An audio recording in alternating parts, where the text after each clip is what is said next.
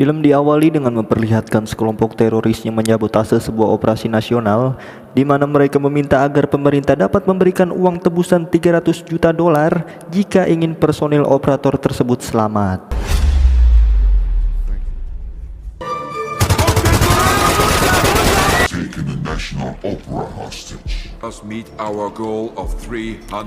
Tanpa mereka sadari, pihak militer juga sudah berada di sana untuk melakukan aksi penyelamatan, yang aksi tembak-tembakan pun pecah setelah kelompok teroris itu melakukan sebuah pembunuhan.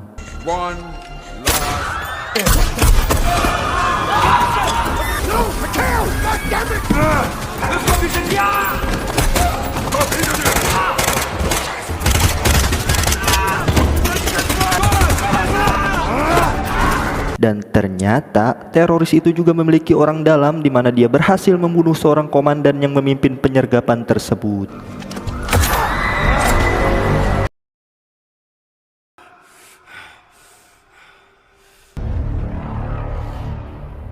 Lima tahun kemudian, kisah akan berfokus pada seorang mantan tentara bernama Matteo. Ini dia orangnya, di mana dia memilih untuk kerja serabutan daripada tinggal di militer demi melupakan kejadian di masa lalu, ketika seorang komandan militer bernama John harus mati dalam sebuah operasi akibat ulahnya.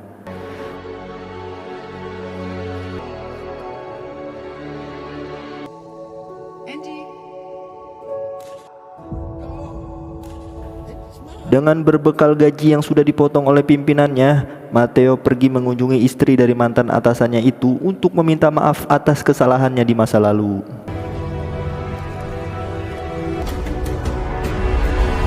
Di tempat lain terlihat pihak Interpol baru saja menangkap sekelompok sindikat pengedar narkoba karena mereka memiliki seorang mata-mata yang sengaja disimpan dalam kelompok tersebut. Aktivitas mereka pun diketahui oleh ketua mafia yang bernama Saban. Ini dia congornya, setelah mendapat laporan dari anak buahnya yang dia tugaskan di lapangan untuk mengawasi kegiatan para Interpol.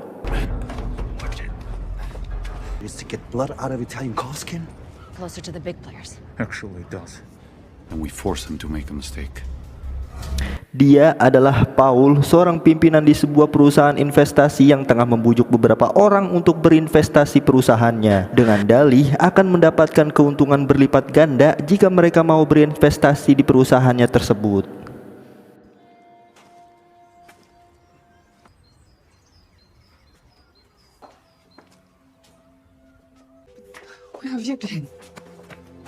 Di sana Matteo mengungkapkan penyesalannya di masa lalu, yang hal itu memicu kemarahan istri si John, di mana dia sudah berusaha mati-matian agar terlepas dari belenggu penyiksaan sampai saat ini, dan sekarang dia pun mencoba untuk kembali menata hidupnya dengan seorang pria baik yang tiada lain adalah si Paul.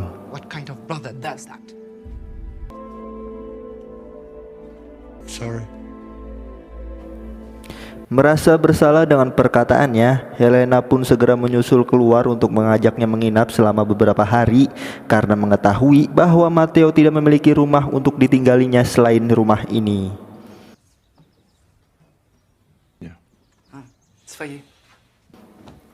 Di tempat lain, Saban bertemu dengan dua orang kepercayaannya, di mana dia meminta mereka berdua untuk segera menemukan si pengkhianat yang telah berani melaporkan setiap aktivitasnya kepada Interpol.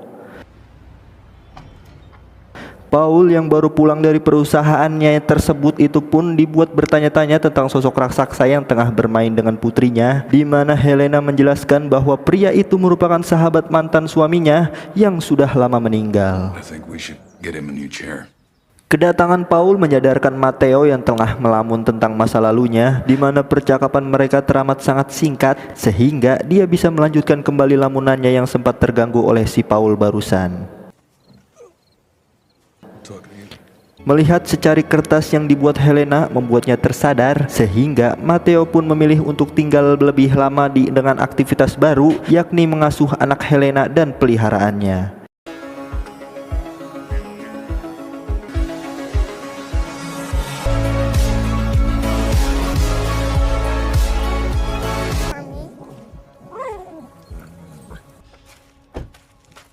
Thank you. Terlihat Saban mendatangi perusahaan Paul untuk menagih uang simpanannya, di mana Paul yang sudah mengubah uang tersebut dalam bentuk kripto pun dibuat ketar-ketir, di mana ia berjanji akan mengembalikan uang itu 1 kali 24 jam dari sekarang. Jika tidak, maka keselamatan keluarganya akan berada dalam bahaya.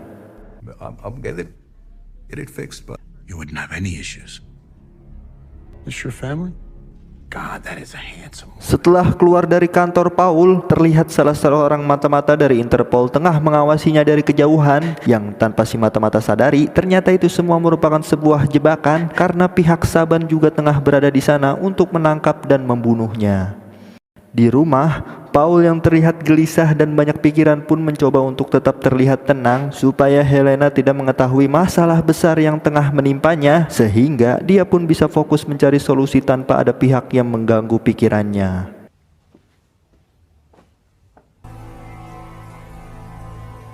Di tengah kegaduhan peserta studi tour, tiba-tiba semua orang dikejutkan dengan penemuan seorang mayat tengah tergantung di kolong jembatan, di mana mayat itu merupakan mata-mata Interpol yang baru saja dibunuh oleh pihak si Saban. Sementara itu Saban mengomeli salah satu anak buahnya yang bertindak semena-mena, di mana dia terlalu cepat membunuh si Interpol sebelum dirinya membocorkan rahasia tentang pergerakan dari agennya yang lain. It's Roman. Kepanikan Paul semakin menjadi-jadi setelah Saban menghubunginya dengan cukup galak, di mana pasar kripto yang mengalami kemerosotan pun tak bisa diharapkan menjadi penolong ketika keuangannya sedang tidak baik-baik saja. I want to know where the fuck my money is that you're supposed to be watching over. You and they cut your fucking throat. Betrayal is around every corner, Paul. Need more time. Okay. Ketika Matteo dan Helena baru saja membeli pizza di luar, tiba-tiba segerombolan orang berpakaian serba hitam dengan topeng yang menutupi wajahnya pun mulai memukuli Matteo, sehingga anak Helena yang tidak tega pun lantas mencoba untuk melindunginya dari mereka. Dan ini yang terjadi.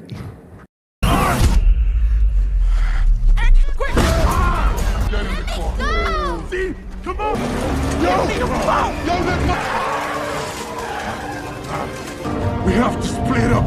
Mengetahui anaknya diculik, Paul langsung menghubungi Saban untuk meminta klarifikasi, yang hal itu dilakukan karena dia sudah berjanji untuk mengembalikan uangnya yang hilang dalam waktu yang dekat.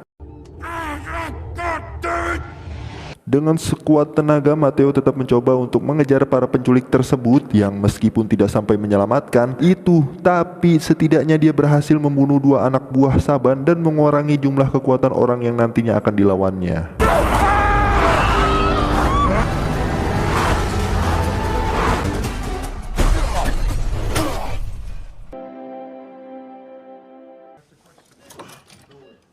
Dua Interpol yang mengetahui tentang identitas Matteo pun lantas mengunjunginya di rumah sakit, di mana mereka ingin menanyakan tentang apa yang telah diperbuatnya dengan terhadap si Saban, karena sepengetahuan mereka, kelompok mafia itu sangat jahat dengan berbagai jenis kejahatan yang ada di muka bumi ini. Namun meski begitu, mereka tidak akan pernah menculik seorang gadis yang terlalu kecil, yang hal tersebut sangat tidak bermanfaat terutama bagi bisnis yang sedang dijalankannya. Mendengar hal itu, Matteo langsung menyadari tentang motif penculikan tersebut yang bersifat personal, namun yang tidak dimengertinya, dia sendiri tidak mengenal siapa itu Saban serta hal apa yang pernah dia lakukan terhadapnya. Si Interpol yang takut jika Matteo kembali melakukan sesuatu hal yang gegabah pun lantas memberikan kartu nama yang harus dia hubungi jika dirinya mendapatkan sebuah temuan serta mengkonfirmasi jika ingin melakukan sesuatu terhadap kelompok Saban tersebut. Tanpa mereka sadari, salah satu anak buah Saban juga berada di sana untuk mengintai percakapan mereka berlima dan langsung melaporkan hasil dari percakapan itu kepada Saban agar mereka bisa lebih up to date dalam menentukan setiap langkah yang harus dilakukan.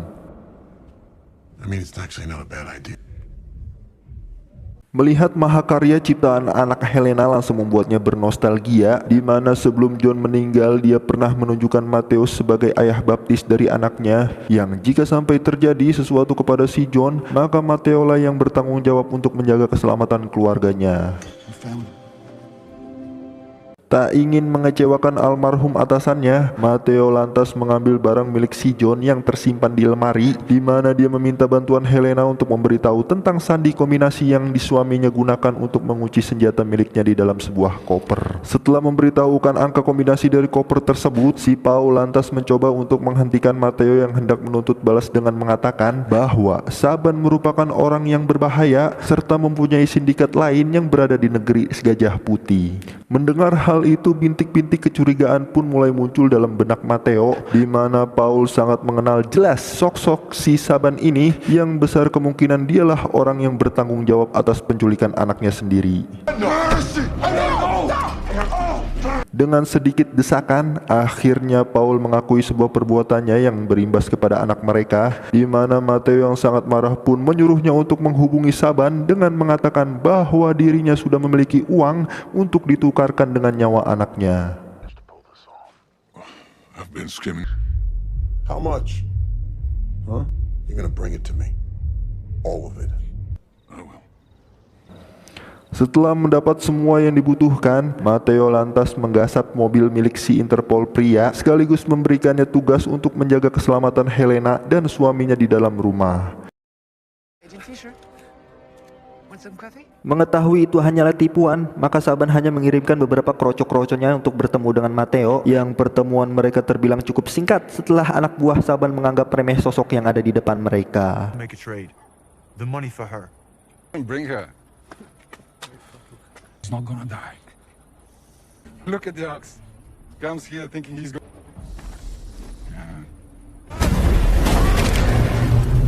Dengan menyisakan satu pimpinan dari kelompok tersebut, Matteo akhirnya berhasil mendapatkan lokasi di mana anak Helena ditahan, dan setelah keinginannya terpenuhi, dia langsung pergi meninggalkan si pemimpinan yang akan mati terputus menjadi dua.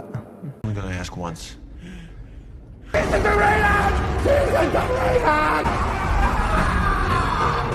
Sementara itu, Helena kedatangan seorang tamu tak diundang, di mana salah satu anak buah Saban datang ke sana untuk membunuh seluruh penghuni rumah tersebut. Dan inilah yang terjadi.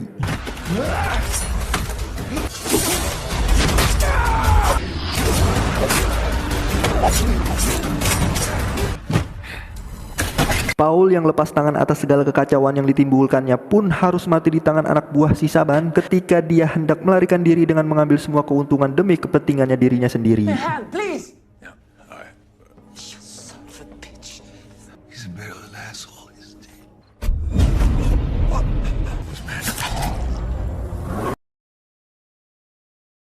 Setelah membunuh si Paul, si anak buah tersebut langsung pulang ke tempat atasannya yang karena anak buah lainnya belum juga kembali, maka Saban meyakini jika mereka semua sudah mati di tangan Matteo. Dan untuk meyakinkan dirinya sendiri, dia pun bertanya kepada si anak tentang siapa itu Matteo, serta seperti apakah dia akan datang ke sana untuk menyelamatkannya atau tidak. You know, your friend, the big, gonna come here and come get you. You do? Think he gives up easily. Dan apa yang dikatakan oleh anak Helena pun benar-benar terjadi, di mana Matteo langsung tiba di sana dan menghajar semua anak buah Saban yang menjaga di barisan paling depan.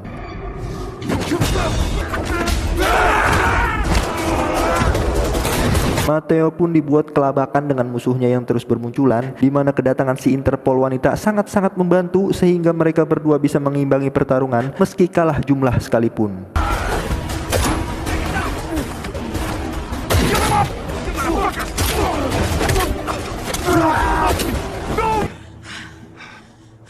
Menyadari kedatangan Matteo, Saban pun menyuruh kedua anak buahnya untuk berjaga di depan pintu atap, sedangkan dia akan pergi membawa si anak untuk dijadikan tameng jika dua anak buahnya tersebut berhasil dikalahkan oleh Matteo. Tak berselang lama setelah kepergiannya, Matteo dan si Interpol wanita itu pun sampai di atap, di mana mereka langsung dihadang oleh anak buah si Saban sehingga pertarungan pun tak dapat terhindarkan.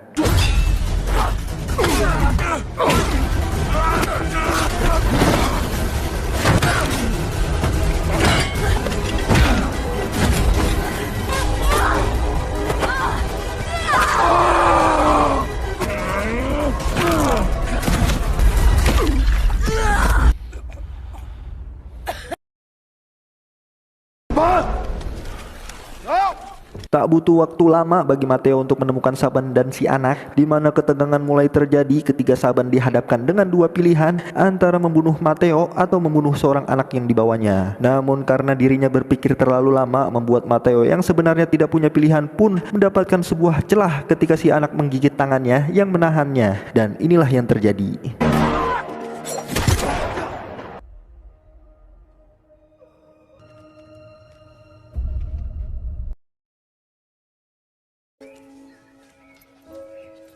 Setelah kejadian itu, Helena pun kembali menjadi seorang janda, sedangkan Mateo memutuskan untuk mencari jati dirinya dengan berkelana dengan menggunakan kapalnya sendiri. Tamat ending yang cukup menghiburkan tapi terlalu singkat. Hihihihihihi. Terima kasih yang sudah menonton video ini, terima kasih yang sudah mengklik video ini, terima kasih yang sudah like video ini, terima kasih yang sudah komen video ini. Saya doakan kalian semua panjang umur, lancarkan rezekinya, diselamatkan dunia wal akhirat, dan terima kasih juga yang udah subscribe, dan sampai jumpa di video berikutnya. Bye bye.